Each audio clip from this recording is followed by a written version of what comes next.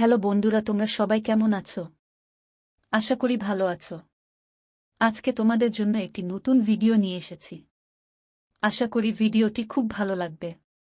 চলো তাহলে ভিডিওটি শুরু করা যাক। আজ আমরা জবা ফুল আঁকা শিখব।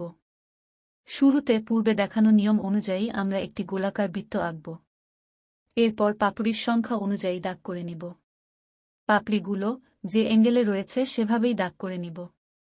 রেফারেন্স পিক অনুযায়ী একটি একটি করে আঁকব ফুলের পাপড়ি। আঁকার সময় খেয়াল রাখব পাপড়িগুলো কিভাবে অবস্থান করছে। সব দিক খেয়াল রেখে আঁক। এরপর পাপড়ি আঁকা শেষ হলে এর আশেপাশে যেগুলো ডালপাতা রয়েছে তা আঁকব। সম্পূর্ণ আঁকা শেষ হলে আউটলাইন হালকা করে মুছে নিব।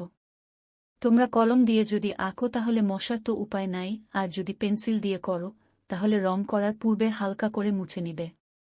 তা না হলে রং করতে গেলে পেন্সিলের কালির জন্য কালার নোংরা হয়ে যাবে এবং পারফেক্ট রং চলে আসবে না। তার জন্য আগে হালকা করে মুছে নিতে হবে। এরপর আমরা বেস কালার হিসাবে গাঢ় বেগুনি, এরপর উজ্জ্বল লাল রঙের লেয়ার দিব।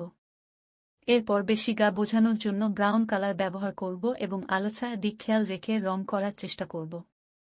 পাতার রং ক্ষেত্রে সবুজ দ্বীপ, বাকি পাতার ক্ষেত্রে বেস কালার হিসেবে ব্রাউন রং ব্যবহার করব। এরপর টিয়া, এরপর সবুজ রং এর লেয়ার দিয়ে রঙগুলো করব। আর ডালের ক্ষেত্রে বেস কালার হিসেবে ব্রাউন, তারপর কালো রং ব্যবহার করব। সব সময় খেয়াল রাখবে রেফারেন্স পিক দেখে কাজ করার।